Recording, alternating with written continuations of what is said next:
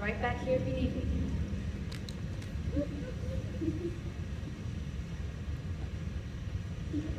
To think, I was once surrounded by presidents and kings. Could my world have shrunk to this? A few relatives and a meager staff of hired help. Simon, where's my grandson? We presume he's on his way, Mr. Starkweather. Not enough time for him. Not anymore. Hello there, Great Uncle Simon. You're looking well. Are you a blind boy? Or just a habitual liar? Oh, I was only making pleasantries, Uncle. Save your breath. You've always been a smooth talker, Jordan. It doesn't come nice with me. You're nothing but a greedy opportunist, boy. I should know. I was one myself at your age. Then I guess it runs in the family. I guess you're right. And Fiona, you look the same. I do? Oh, why, thank you, Uncle Simon. That wasn't necessarily meant as a compliment. Right, Uncle Simon. You're awful. At my age and with my money, I can afford to say exactly what I think. And I do. And how is my little Georgian peach? Why, little old me, I'm just peachy, Uncle. I'm a barb. Mr. Starkweather, would you care for some coffee? Oh, no, he can't have any. The caffeine will keep him awake and will affect his blood pressure. Sometimes his medications cause it to run a little high. Apparently, I won't be having it in Minerva. You heard my keeper. Yes, sir. Everyone aspires to live to a ripe old age. And for what? To be kept alive by medicines and machines? To be kept from enjoying life's simple pleasures, like a cup of coffee? Mr. Starkweather, you mustn't excite yourself. You see, I'm not even allowed to feel any strong emotions anymore. That's a bummer.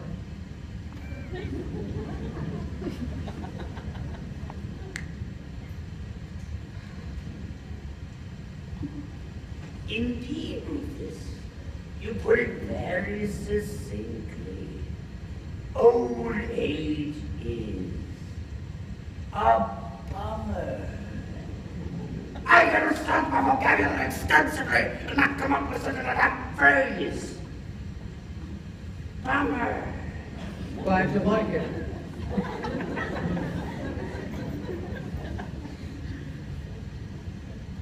According to my doctors, I won't be able to spend much longer in this decrepit old body. There's only one thing I hate to leave behind. My money. Well, you know what they say, Uncle. You can't take it with you. That is what they say. And that's why several years ago I had Overseer draw my will. And I'm sure all of you are wondering how I provided for my heir. For one, it made him just a teensy bit curious, Uncle. A teensy bit, eh?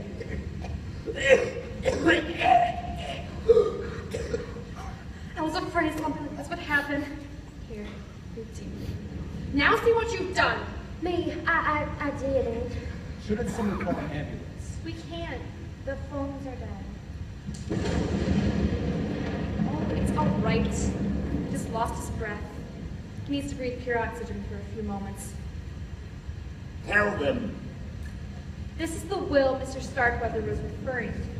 As you know, he has been a phenomenally successful businessman for many years. I'll say. He's been on the cover of Forbes at least a dozen times. I never read it.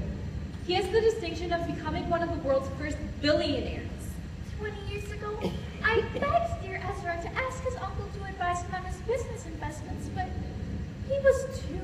proud. Yeah, Dad had his pride. Lots of pride, but very little money. If I may continue, Mr. Starkweather's fortune is now in the neighborhood of $50 billion. If I'd have known that, I'd have asked for a raise.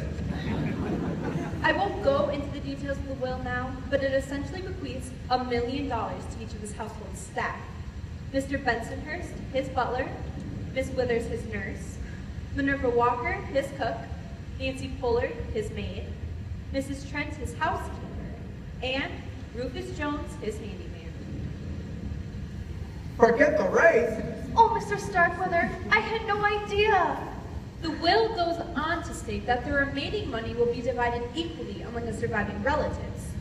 His grandson, Simon III, his niece, Fiona Starkweather, and her son, Jordan, who will share 1/3, and his great-niece, Paula Thompson.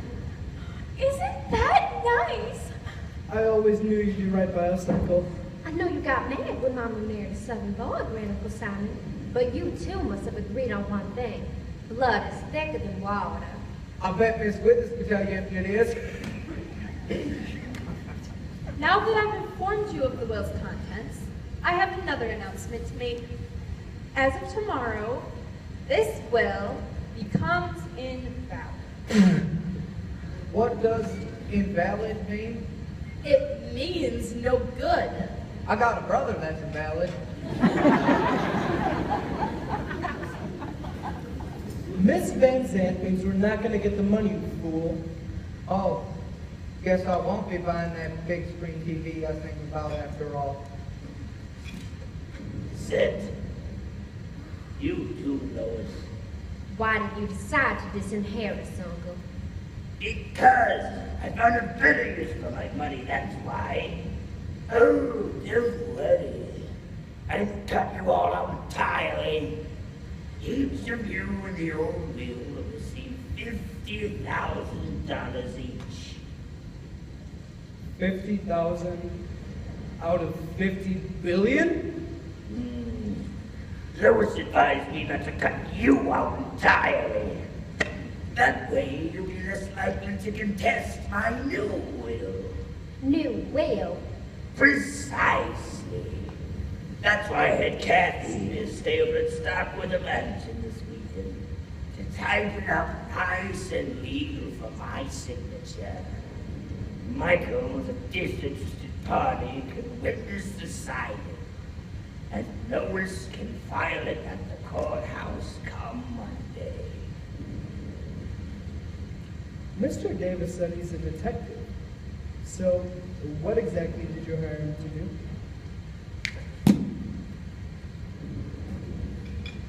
Mr. Starkweather hired me to conduct an investigation on the quiet.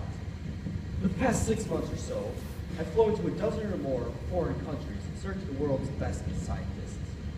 Some well known. Others prefer to keep their experiments hush-hush.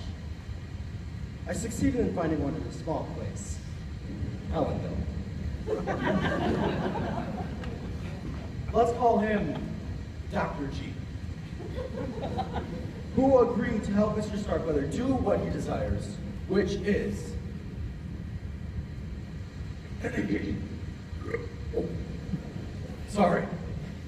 to clone himself. Clone?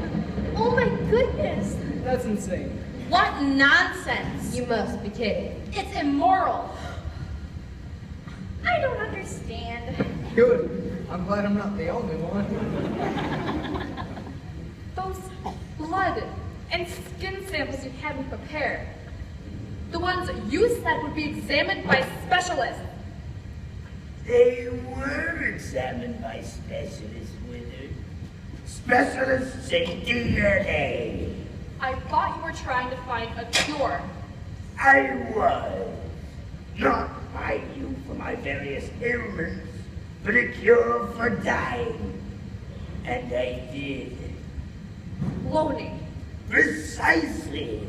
Through the wonders of modern science, I will live forever. It's not right. That's neither here nor there. Let the moralists and politicians debate that question for decades to come. Meanwhile, Dr. G, as Michael put him, will be creating a brand new me. Sit down, winners. Now, a lot of you seem displeased. Not, I suspect, because of the moral question, but more because of your change in fortune. Too bad. Cloning is a very expensive procedure, especially since the process I require must be done in absolute secrecy. But there will no doubt still be a sizable fortune for the new me to inherit. I will no doubt become the first man on Earth to become his own heir. Oh, Withers, my blood pressure. Yes, Mr. Starkweather. If you'll excuse us, I need to take his blood pressure. Why don't you take it right here? His arms are too frail for me to get a reading from them. He uses an outsized cuff. It's supposed to go on his thigh. You can stay in the pressure better there. I think he's had enough excitement for an evening, and I'm putting him to bed.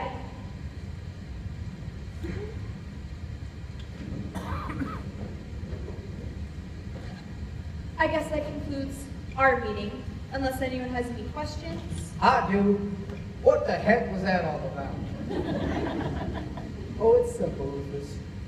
Great Uncle Simon was going to give us all a fortune, but instead, he decided to clone himself. What does cologne mean? It means to take some cells from a person's body and make a duplicate of the original. They can do that? That's great. When the old Mr. Starkweather passes away, maybe I can get a job working for the new Mr. Starkweather. The new Mr. Starkweather will have to be born and grow up. It goes against all the laws of nature. How could you? It's all been arranged. Once Dr. G has created the new life, the cells will be implanted in a host mother, who will then carry the child to term. Host mother? Who? Me. Why not? I'm young and healthy. I'll make a good mother for little Simon. How could you ever consider being a part of this travesty? I'll be well compensated. Besides, have you ever known anybody else to give birth to a baby billionaire?